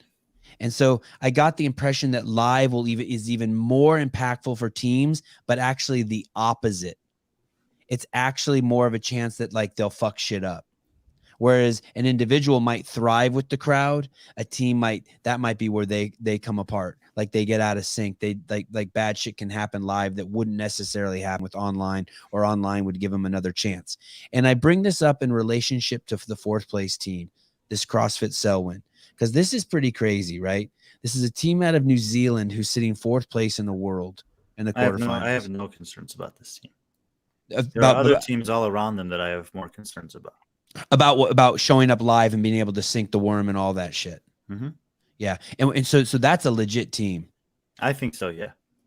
Yeah, that's cool. Coming out of this, I might want to get on their bandwagon. Do they have anyone cool like Colton Mertens on the team or anything? Yeah, I would 100% recommend inviting the girls from that team onto your show. Not the dudes. They don't have a dude who's 4'4". No, they'd be fun too, but I just don't know them as well. But the Marnie and Madeline they're awesome. They have Fowlers on there. Yeah. They have 2 Fowlers, right? Yeah, you could invite the whole team. Why not? Are those guys married, Luke and Ben? I think they're like 21 and 19 years old or something like that. So they got married young together. No, I mean, are they married together? Are they a couple? Can't assume anything. I can't these get you on days. track tonight at all. You're just completely reckless. I've had COVID twice this month. Yeah, you've had it the whole month. Instagram. Okay, let's go back to the list. I'm excited about the teams more than ever. Even though you think I'm being reckless, it's crazy. These shows are ruining me. They're making me more and more interested in the I'll teams. say this. I wasn't that interested in the quarterfinals team competition, but I am interested in some of the semifinal competitions, and I will definitely be interested come the games. Right. But you kind of have to be interested now if you want to be interested in the games, don't you? You have to Well, start the reason now. I wasn't interested in the quarterfinals is because, as we talked about, like such a high percentage of them move on. So it wasn't like a lot for me. It didn't feel like a lot of drama around the cut line. And then you don't know the makeup of the teams necessarily prior to the quarterfinals. After the quarterfinals, now we have a good picture of what the team competition will look like continent by continent as well as globally. So now this is the time to start investing into the team competition. Okay. Those scores have changed since we've been watching. Yeah, I mean, like I said, I'm sure that they're reviewing videos and making. Because didn't we come on here earlier and I said that they had 3 teams that were in the top 7? Maybe that was in North America. North America. Okay. So they have 3 teams. CrossFit Mayhem has 3 teams in the top 9. Mm-hmm. And this CrossFit Move Fast Lift Heavy, that's Christian Harris's team. He was on the podcast, right? Yep, Mm-hmm. Him and Will Carter are back. They've revamped the women from last year, I think. I think it's Nicole Soto and Winter Nicolette Rodriguez this year. How do you know all of this? I don't know. I mean, if it were on every weekend and you were hearing people talk about it, I could get it. But that means you had to like go through and look at their teams. Yeah, and it's really crazy. I can't explain how some of this stuff just sticks in my head. But sometimes I'm like, oh, he might ask me about this. Let me look at it. I look at it once and I just remember it. All righty. Okay. Brian, can I ask you some questions about semifinals? Yeah, definitely. Especially, it's a great day to talk about semifinals because they sent out the invites today. They did. They did. What does that mean exactly? Tell me, how does that, what does that mean they sent out invites? So, the leaderboard was announced as finalized. The worldwide leaderboard. No, for the quarterfinals for individuals, the worldwide and continental leaderboards were announced as finalized. Mm-hmm. And then CrossFit began contacting athletes who were in qualifying spots. And my understanding is they even contacted some athletes outside of the qualifying spots that would be likely backfill candidates. And the main reason that they contacted them initially was, my understanding, again, it was to ask 2 questions. One was preference for semifinal for North America and Europe, where they actually have multiple semifinals that they could choose from. And secondly, to ask if there were any travel restrictions that the athlete had for whatever reason. And a good example of that would be if you're a United States citizen who has chosen to not get vaccinated, I don't think you could compete at the Atlas Games. I think that you have to have a vaccine, probably all the vaccines to travel to Canada. So that was thought a good move by CrossFit to reach out to the athletes and ask for that so that they wouldn't end up in a situation where they accidentally seed someone in that semifinal who will be unable to travel there. You know what I hope? I hope that there's so many athletes that aren't vaccinated that like no one can go to the Atlas Games. It's like 6 dudes.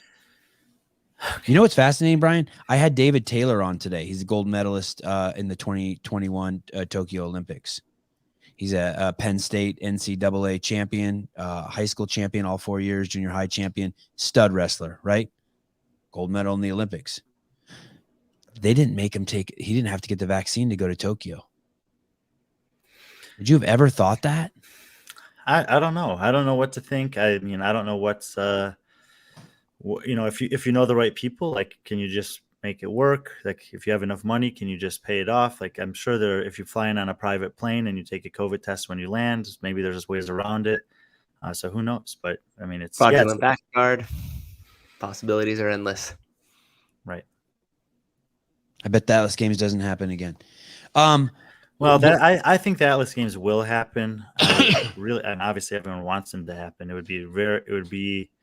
I talked about it when they first made that announcement that it was risky to choose that competition this year. Not that Canada is 100% deserving to have a semifinal, but this year there were inherent risks of having one there that don't exist in certain parts of the United States. But as we said, it's difficult to find someone who can actually run these events, and especially with short notice. So, where are the Atlas Games? Montreal, and I think it's Alexis LeBlanc-Bazinet, Camille's brother, who runs that event. Wow, it's a small world. Well, awesome. Good on him for doing that. Montreal is a cool town, or it used to be. And and that'll be. I mean, it'll be if they're able to put it on there, it'll be a great competition for sure. Well, very well run. No. Just no, Peter. Opened up.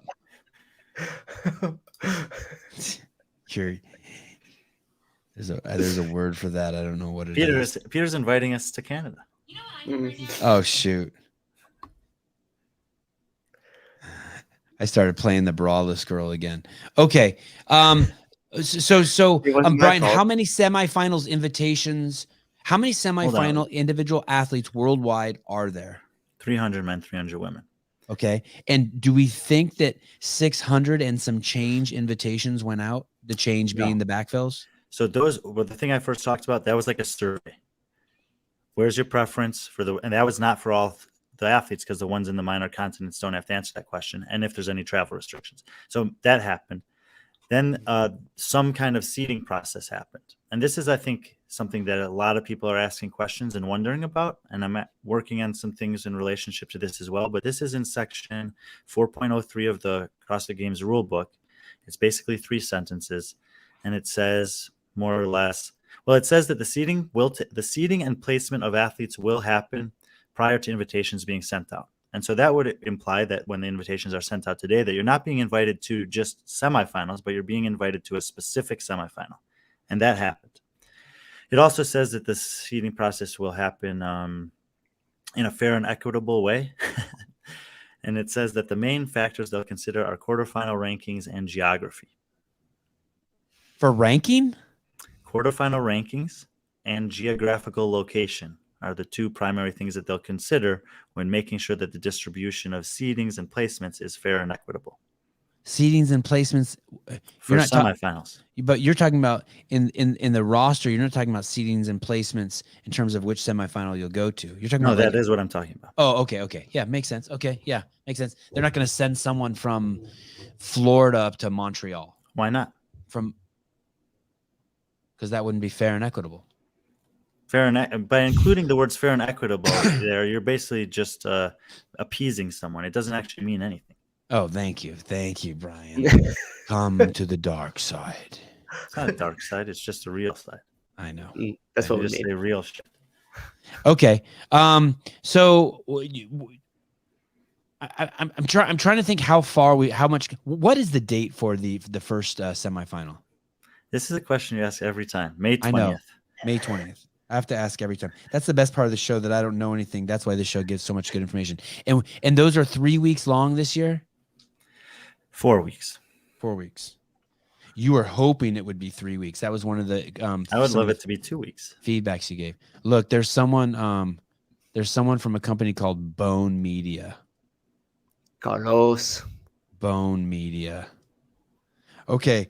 And why don't they just send them out to everyone? Why are they doing this? Are you still talking about the surveys, or now you're talking about the invitations? Both, either or. I'm having trouble distinguishing between the two. They take a survey of the athletes that could potentially be competing in semifinals. They factor that into the seeding process. They place let's just talk about North America. There are 120 men in North America. They place 30 of them in each of the 4 semifinals. The main factors that they're considering per the rule book are their quarterfinal ranking, their geographical location, and then we can assume that they're also factoring in the survey answers that they sent out. And what are those? And what are those answers? The What are those only two questions? questions that I know of that they were asked is, what's your order of preference for semifinals? Rank are of you- 1, 2, 3, 4. And are you And do vaccinated? you have any travel limitations? So, are you vaccinated? No, you could not have a passport. You could be That's an true. American citizen that But it doesn't could have a be- passport. Hey, do you You could need one of be, those special low on driver's funds. license to fly now? Do I don't know. you know what I'm talking about Yeah, in California? it's, Do you- all states, I think. Do you have one of those, Brian? Yes. Oh, do you have one, Souza? One of the new licenses. Yeah, a license that's like you need it if you want to fly. Like I got the old license. What are you, the cops or something, man? Why are you asking me these questions? Okay. And Brian, is there anywhere online where we can see who started Well, landing you should where? read this quote. You should read this quote. So I might have been wrong about that or misinformed about that. Patrick Vellner. Is this a real Patrick Vellner? We don't know. This is the problem. This is the problem with these. Please identify yourself, Patrick I'm gonna Vellner. need to see. I'm gonna need to see some digital ID. The survey they sent to athletes as part of an unofficial invite did not have the order of preference as a question. But it did have the travel limitations question. Okay. Thank you, Patrick Feldman. Oh, the real ID. That's what you're talking about. I think we're supposed to have that now. It me. Oh, he's drunk. Oh no. Oh no. Wait a minute. Hold on. Wait. Okay. What's going on here? Is that the real Brett Fikowski? How do we know? How do we know? Okay. Have we seen, has anyone landed anywhere, Brian? Brian just saw something very interesting. Has anyone landed anywhere? Like, can we know for Yeah. sure that?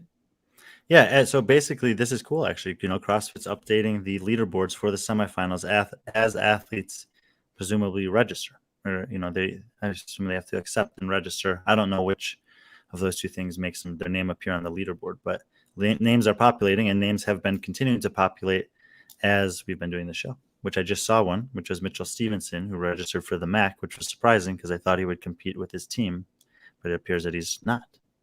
How do I do that? I go to semifinals. Yeah, and you can just go to Syndicate Crown. It's the first one, and they're in chronological order of how they'll happen Okay. during the month of semifinals. Wow, fantastic. And so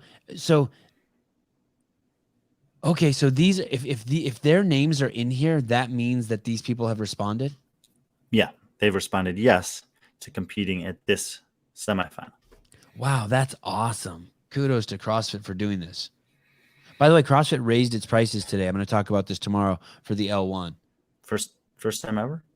As far as I know, it's about time. I did the math today, and if the L1, if they would have raised it 3% every year for the last 15 years, it would be $1,558, and it's still only $1,150.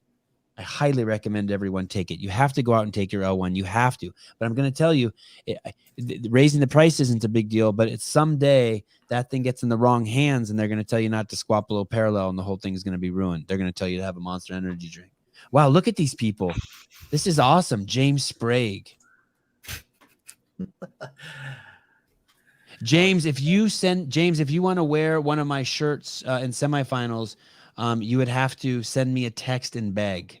And then I might send you a couple of them.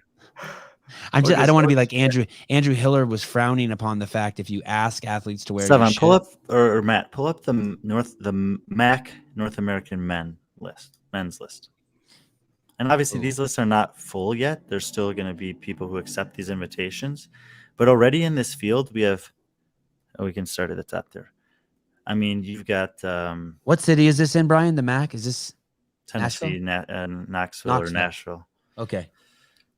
You already see a lot of good guys, but primarily Cole Sager, Spencer Panchik, Dallin Pepper, Noah Olson, and Saxon Panchik. Wow. That's already 5 guys that if they make the games, all 5 of them have top 20 potential at the games, with a strong likelihood of maybe 2 pushing into the top 10, and possibly more. So Is that Chase Smith's guy? Is that the old Mayhem guy? No. the old Mayhem guy. Oh, the guy who competed last year with Rich. No, that's Chase Hill. This Chase Smith, Okay. actually, he was one of I thought he had a chance to make the games one year. It was 2017, and he was one of the guys who injured his pec on the ring dip workout. He had some I think he had some like incredible open finishes in his career. Yeah, he was 10th and 16th in back-to-back years in 2016 and 17 in the open. Anyway. Is Dallin Pepper going to beat Jake Berman? Yeah, I mean, that's what I'm saying. Guys like Jake Berman, Jake Marconi, like there are a lot of other good athletes in this field, and it's not full yet. But if you enter in just one more guy into this field that hasn't responded yes yet, that's of that caliber, then you're already like looking at Spencer Panchik, and you're saying, "Oh my God, are you going to get sixth again?" Oh damn! Oh, thank you, Brent. Okay, send me your address in the DMs. Thank you. It's definitely not Brent Fikowski. What size do you think he is? He's a large. I'm a large. He's a large. Hey, so it's Saxon, Noah, Dallin Pepper, Spencer, and Cole. There's still a bunch of great guys. There's several spots still left open. And only 5 go from this. Is that what you're saying? Only 5 go from here? Yeah, and I have talked about before how stacked the women's field is in some parts of the world. North American men and European men this year, it is insane. Like there's easily twice as many guys who could qualify for the games and do well there than have spots available. It's very competitive, which is good. I'm clicking. I'm going over to the Atlas games. Okay, so some people have already signed up for the Atlas games too. Oh, and Mr. Vellner is one of them. Patrick Vellner. Of the athletes who've signed up for the Atlas game so far, yeah, he's the clear favorite here. But there's some guys that are very interesting to me on this list, primarily Jack Farlow and Benoit Boulanger. Benoit Boulanger. Jean-Simon Wallimer is interesting too. He's coming back after a pretty nasty injury last year. I don't know if he'll be in contention to get a game spot, but he was very good several years ago.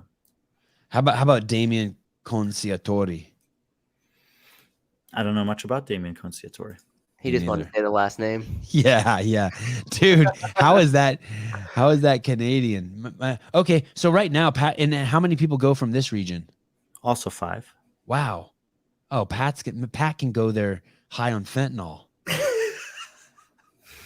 Wow. Look. Obviously, maybe he'll wear a shirt. Obviously, he should have a good chance of making it through, regardless of what the field is. True. We're seeing just over a third of the field here, and there are a lot of good men in North America that haven't populated into any of these leaderboards yet. So we don't necessarily know where everyone is going to wind up. Well, I'm not sure where I'm going to go either. CrossFit HQ sent me an email yesterday offering me access to all of the semifinals. They're like, hey, we know that you bring so much value and attention to the games, and that we're going to. I know where you're going to go. You're going to the Granite Games, because listen to the people who are competing at the Granite Games. Yes, tell me. Phil Toon. Yes, love him. Colton Mertens. Love him. Travis Nair. Wow. Holy shit. Wait. Orgy. Tim Paulson. Wow. Anthony Davis. Oh, wow. And those are the ones that are populated on leaderboard. How is Anthony Davis doing? I mean, we know he's the strongest man alive, but does he have? Do you think is his game gonna be able to do it this year? I think he will be better than he was last year. There's some guys that I think are in this field at the Granite Games that aren't on this leaderboard yet. This is going to be another tough field. Like I think he could have a perfect weekend and still struggle to make it with the field that's going to be there.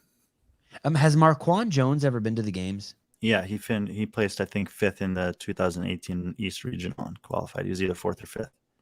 Wow, at the games? No, at the regionals. No, has he? Oh, okay, and then he went to the games. Okay, you and I were there together covering that event. Yeah, for some reason I didn't think he qualified. That was Albany, you said? Mm-hmm. Yeah, he did make it that year. He did. That was the year with the 333s, and they had the SL Air Runner malfunction on that one. I was a little intimidated to interview him. Is that the year? And who's the cop from New York who got sick? I always forget his name. Vigneault. He's not from New York. He's from somewhere in Canada, Yeah, that's what I meant. outside of Montreal. Those two guys, I was kind of intimidated to interview both of them, but Marquand's really cool. I hope he makes it. I What are you really talking hope about? he You makes were it. interviewing Alex while he was throwing up in a trash can in the athlete area. I know. Well, in a pinch, you got to overcome. You can't be a pussy. You got to go over and stick the camera in his face. Hey, what happened to Joe Scally? He just got old and tapped out, or? He's another guy that I keep thinking is going to pop up in a Masters category one year. Yeah, what happened? But so far he has. I don't know if he's even 35 yet, but I God, wouldn't be surprised if he ages into that category and shows up on the 35 to 39 leaderboard in one of the next couple of years. He was such a great character for the sport. It was just too bad that never got developed. Okay, so I want to stay here and look one more time at the Granite Games because I'm concerned a little bit about. He's 35. Okay, so I want Phil Toon to make it, and I want Colton to make it, and I want Travis to make it. Do you want Tim Paulson to make it? I do like Tim Paulson. I'm gonna put him on the make it. Yep, Tim Paulson. Patrick. Oh no. Patrick informed us that Chandler Smith is competing here. Yeah. Oh no. Do you want him to make it? I do, but I also want Marquand Jones and Anthony Davis to make it. Yeah, and there's some other guys I think that are still going to be on this leaderboard at this competition. Okay, fuck it. I only want Colton to make it and Travis. Not Phil? Nah, I can only pick two. The rest of you guys are out. Not Chandler? I don't know. It's too hard. It's too hard. It's crazy. Okay, back to the point. And by the way, Nick Matthews also in this competition, and he missed the games by like 2 points last year behind Mertens. Crazy. But this is confirmed. So if you want to go to what event is this? This is where are Granite Games? It's the third week, June 3rd to 5th in Minneapolis. Okay, so if June 3rd. Very nice Vikings arena there, and there's some fun disc golf courses nearby.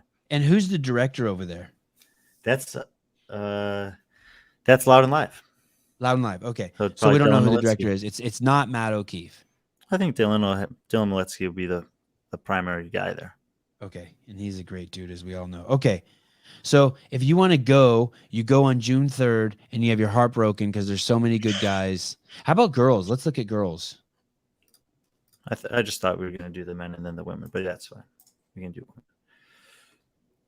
Sydney Wells. Well, yeah. Hey, does she have a chance of finally cracking into the games?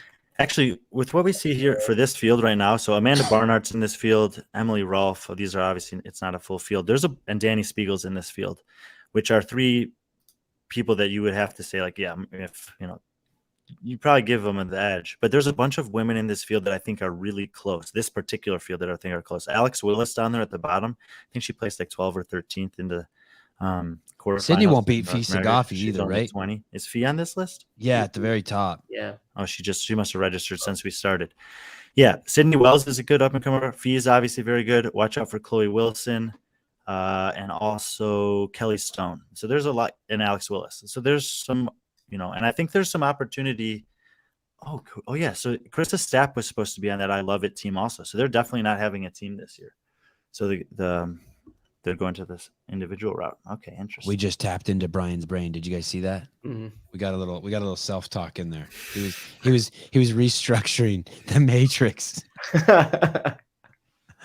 Anyway, this is what I'm saying is there's going to be some opportunities for new North American women to make it through. And I think that although the field looks pretty top heavy here, that battle like 4 through 9 in this field is going to consist of some up and comers in the sport for North American women. Brooke Wells qualifying is insane. I agree. I agree. Brian's not so surprised though. He's not so surprised. He knew. Where would we check to see if Sarah's landed? Where would we check to see where she has landed? Yep, same spot as Laura and Gabby. Oh, okay. Can we look? And has Roman landed anywhere? Yeah, it's Far East Throwdown, and Tia's landed in Oceania, which is good. So Roman's gonna he's gonna leave the United States to go somewhere? It looks that way. Man, I don't know if I approve of that. Okay, so Europe, we just have the only name I recognize on there is Katrin. Oh, this is strength and depth. Mm-hmm. Yeah, there haven't. Well, it's later there, so I expect that a lot. This will populate a lot throughout the day tomorrow, or even maybe while we're sleeping tonight. But Taylor Howe, you should definitely know that name as well. She'll have a chance, an outside chance to make it. And some of these other women are. I mean, I know this girl Julia from Poland and Silvia Garcia Izquierda from Spain. Yeah. When did those letters go out, Brian? Do you know? Earlier today. I want to see what time it is in Iceland right now. What time in Iceland? Is there an urge? It's 3:04 a.m. Is it, so? Let's say even if they went out 12 hours ago, that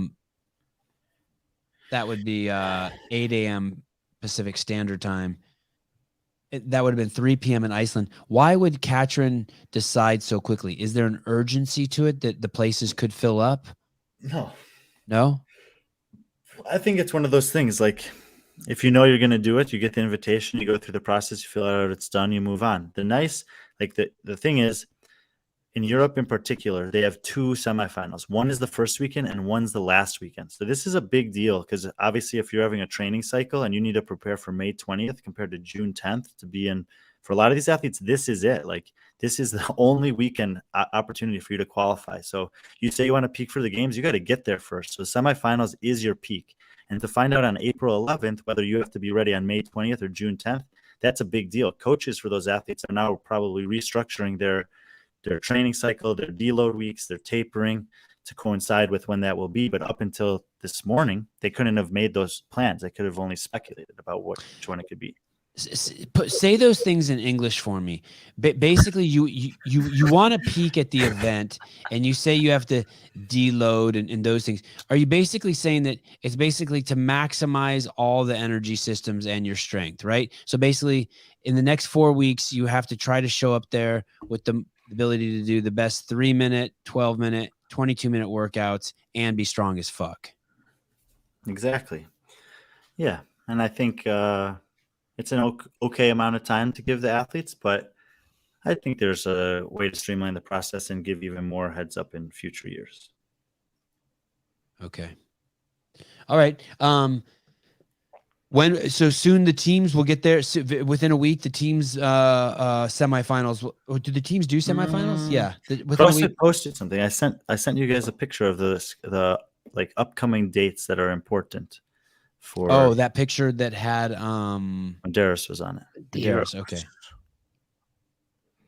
So but soon there should be within a week or 2 or 3 weeks, then the teams will start getting their invitations to the semifinals and their boards will start filling in.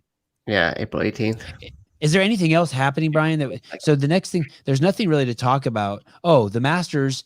Do the Masters have some shit coming up? 2 weeks will be the age group quarterfinals and the occupational games. And those people go just straight to the games. They don't have a semifinal. They do have a semifinal, so they're like cut down from 10% per age division to the top 30. Now, this is another situation where it'll be very interesting to see. It says semifinals are top 30 for every division, but like, let's see if Masters 60 to 64 women, only 40 people participate, and then you're going to cut 10 and have another competition with the remaining 30. Like, I'm guessing there's going to be huge variety of participation, with some divisions having a ton and some having very few, but they all get 30 to the semifinals. And then from the semifinals, they all get only 10 to the games this year, which I'm not a fan of. And are all the Master semifinals on 1 week? They don't spread it out over 4 weeks? One virtual week, I think so, yeah. Okay. So and then what virtual competition prior to the games? What about the teenager? Oh, it's Same. virtual. So the Masters never get shit live until the end. I believe so. Yeah, These are kind of the and what about the kids? Same thing? Same thing. Age group is referring to the teenage divisions and the Masters divisions. Okay. Anyone who's not good enough to be an individual. What do we know about okay, let's look at this. Where's Olivia Kerstetter? Is she going kids, or did she drop into a? Yeah, so she will have gotten an invitation today. As far as I've seen so far, she hasn't registered for any of these competitions. But I'm assuming within the next 24 hours, we'll know what her plan is. And it's definitely relevant, because if she competes as a individual, as a teenager, then, she's probably the favorite in that division. But it also depends what Emma Lawson does. Which one would she compete at? We don't know. Oh.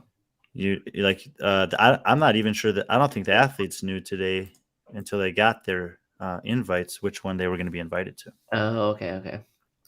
So there's 4. You'd have to check all 4 North America women and scroll up and down to see if what was her name? Emily Lawson? Emma Lawson. Emma Lawson or Kerstetter has got a spot. Yeah, I haven't seen them though. Are they the only two? Are they the only 2 people who have a choice to go teenager or adult?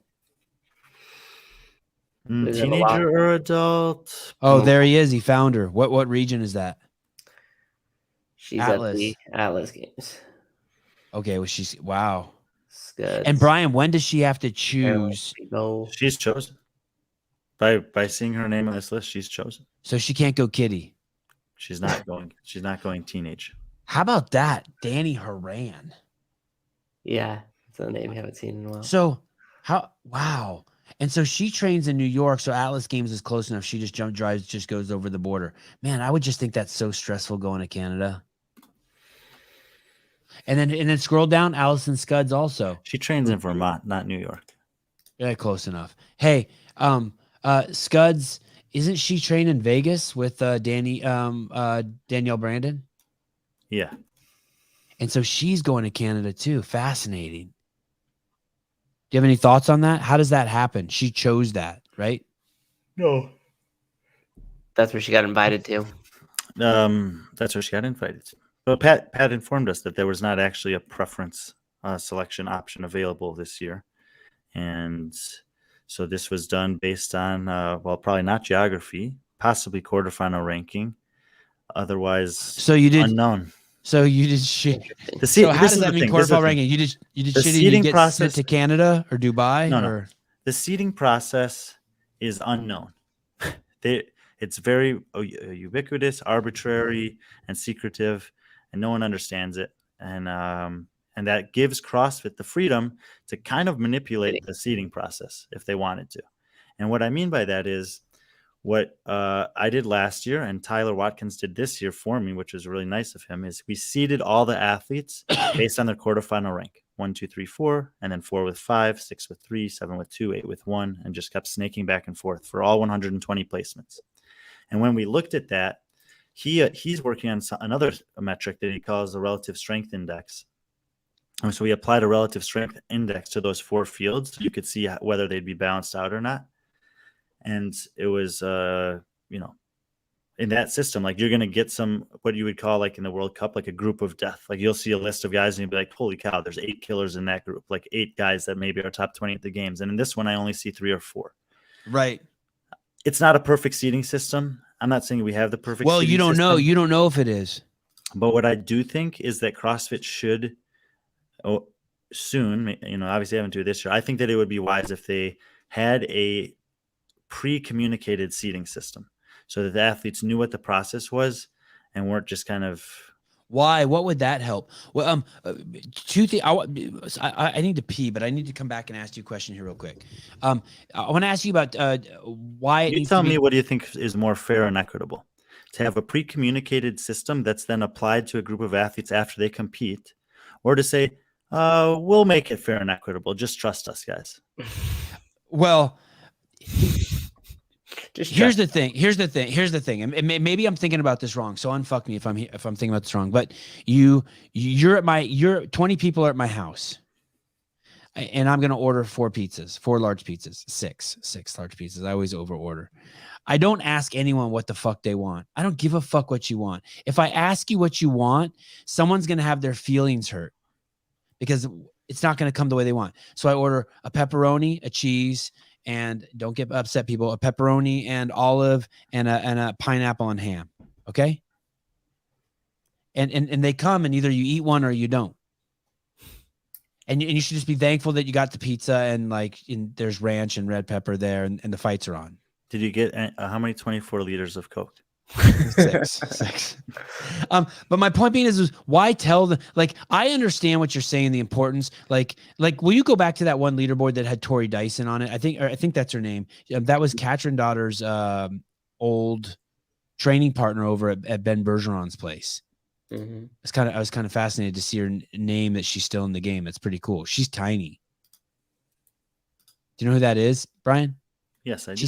She's tiny. So like, is this the Atlas Games?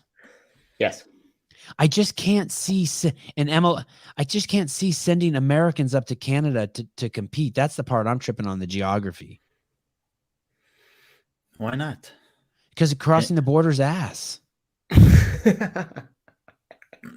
It's a shit show. It's just trouble. It would be a problem if they sent someone there that doesn't have a vaccine and communicated to them. Or if you have for their survey DUI, that they don't or have if you have a vaccine. Dewey. But unless, yeah, but unless they that don't allow happens- Americans who have Deweys. Really? That's it. No. I didn't even know that. Yeah. Not driving across. You can't drive across. All sorts of shit. Dude, it's crazy. The stories of people getting turned back at the border are crazy. Canada's tough.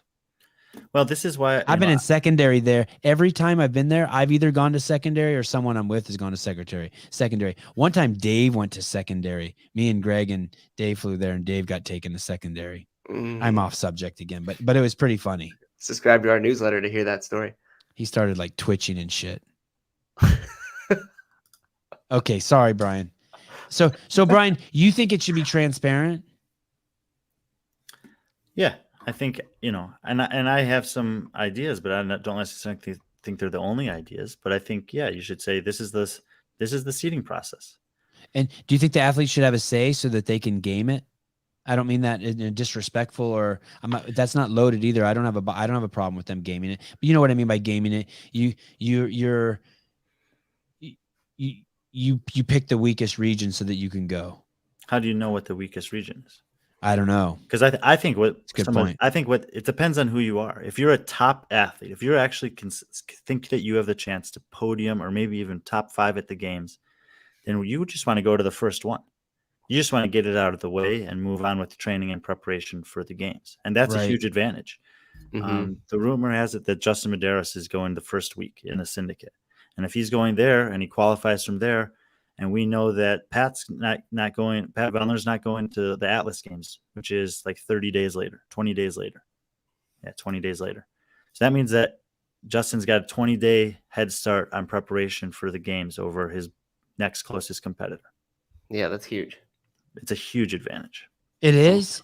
A month more for training sure. For the game. 100%. Yeah. No, because the other people get the month ahead of it. It's not like they lose those days. But it's a different training, and then you still have to consider the deload and the travel and everything else that comes with it. Once you punch your ticket, you're solely focusing on training for the games. And knowing that and then having it in your back pocket and having 20 more days on all the other athletes is a massive advantage. Bring back regionals. You guys are talking about deloading again. What do you guys think about this? They should put all the names in a hat and shake them up. What I think they should do is have some kind of seeding process that seeds them into 4 groups and then randomly draw the groups into each of the semifinals. I love it. So that way we don't get all the best people in one. So when you say break them into 4 groups, these are the best people.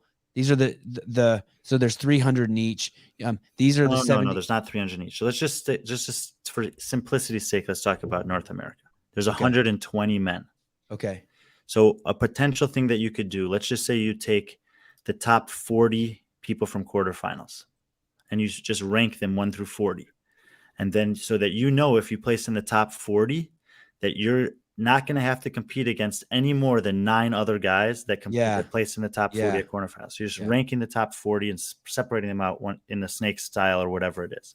Yeah. You look at the top 30 because there's 4, but go on. Because there's 4, what? There's 4 semifinals. So and there's 4 doesn't go into 30. Top 32? 30 goes into 30 times 4 is 120. Anyways, we're off subject. Anyway, whatever the number is. Right. You look at what I think would be cool is you look at the rest of the people who qualified and you pull out anyone who's qualified for the games more than once. Because qualifying for the games once, it happens. Qualifying for the games twice, to me, is that's a different caliber of athlete. And let's say there's 10 other guys in the field that have 2 games qualifications, which is probably high. Most of those are going to be in the top. Then you might just distribute those as well. Everyone else, you just consider almost no ranking. You just however you want to do it. I see what you're saying. Okay. Now I see why. Okay, I thought you were going a different direction with it. That's why I said, yeah, it's good.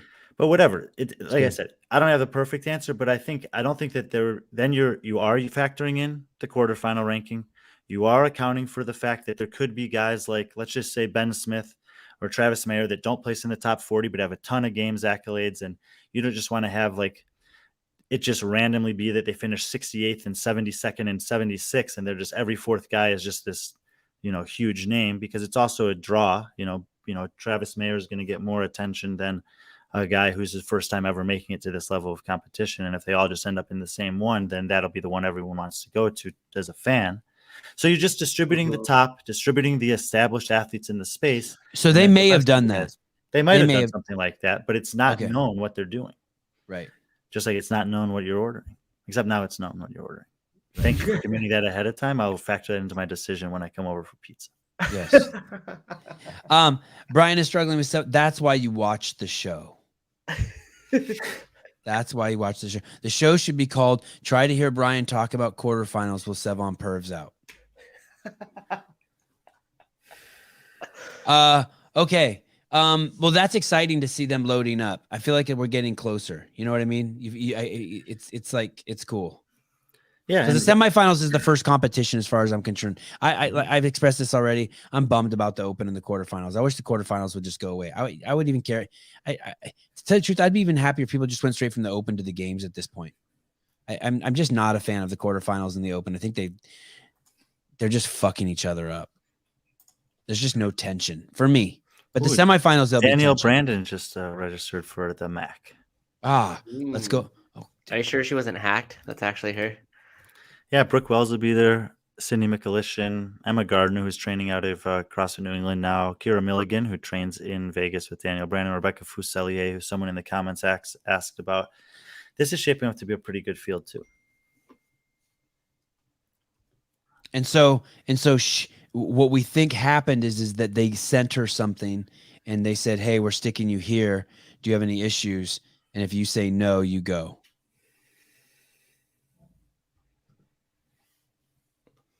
We're speculating. All right. Well, cool. I'm glad Danielle Brandon's going to the semifinals. Oh, and Sydney McAlishan, Brooke Wells. Those are three already that I want to go. Yeah, so Sydney McAlishan is a great example here. I mean, she qualified last year through the online Atlas Games semifinals. Obviously, she's moved out to CrossFit New England this year and is training there, and probably what's a really good setting for her. And now we get to see her compete live. She did pretty well at the games last year. She didn't make the top 20 in her rookie year. I think she was 26th or 5th. But I'm excited to see her compete again. Just got a text from one of our friends. Thank you. I could send. Let me send one more guest. Who's it gonna be? Send one more. I sent it to one surprise guest, and I got a text back. I got turned down. Oh, Send it to one more guest. that's disappointing. That's like when someone tells you, like, "Oh, I was gonna buy you this, but then I didn't." But you know what? If the fact that I invited this person on the show and they text me back, it's still like I may have not like gone to bed with them, but I still got a handy. You know what I mean? They text me back. No, that's still nice. That's better than nothing. Right. Totally better. Better than nothing. It's a good Brian, what events are you going to? Some at the semifinals. What are you doing? Where can people follow you, see you? Unknown as of now. You don't know. I haven't committed to any of them yet. Okay, me neither. Do you have a favorite? What do you mean? Do I have a favorite? Do you have Like, one? would you like? Do you want to stay in the United States? Like, would you like to do like all the ones in the States? No, I would love to be able to go to the Lowlands Throwdown. I've been trying to go there for a couple of years now, and it hasn't worked out. And where's that one? It's in the Netherlands. Mm. I'm not making any attempt to go to it because I think it's insane to go there, but I think it would also be fun to be at the Torian Pro event in Australia. I agree. I think that would be awesome too. Oh, look, where's that? Oh, it's happening. This is really cool to watch in real time. So by tomorrow, will this be full, Brian? Mostly full. There will still be a trickling process as backfills filter in. Oh, Lord, Horvath. I wonder if Brian makes a good. Gabriella Magella. Oh yeah, let me look at this too. Holy cow! Lowlands Throwdown. Laura Horvat, Sarah Sigmund's daughter, Gabriella Magawa. Mm-hmm. Yeah, that's gonna be fun. That would be fun to go to and just not work it. Just a Hang out and watch. flask. Yeah, just a flask and throw your feet up.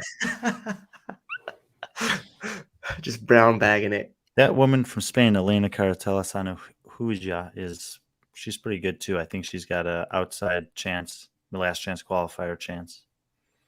Look at that last name, Sanhuja. All right, I think we did a good job tonight, Brian. I think you and I and Mr. Souza deserve a good pat on the back. I think we And killed Taylor. it. Oh yeah, he was on the show. When was he? Oh, that was today.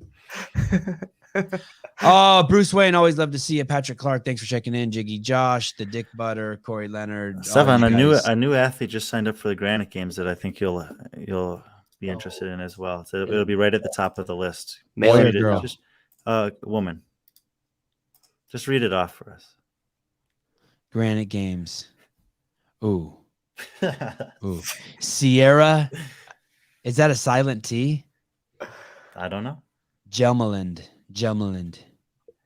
Sierra Jelmeland. What a Yes. name. Hey Hemela. guys, you can't have two consonants. It's a rule. All right, guys. Thank you so much. Tomorrow morning, 7 a.m. We will be back. Brian, always awesome. Thank you for being here. And Thank you, Brian. are you coming on the Comp Porter one, Brian? Or did we I'm screw not that sure. up? Okay. No, because I got removed from a Monday to a Wednesday All right. We'll still because I invite you. fucked it up. All right, guys. Ciao. Good night.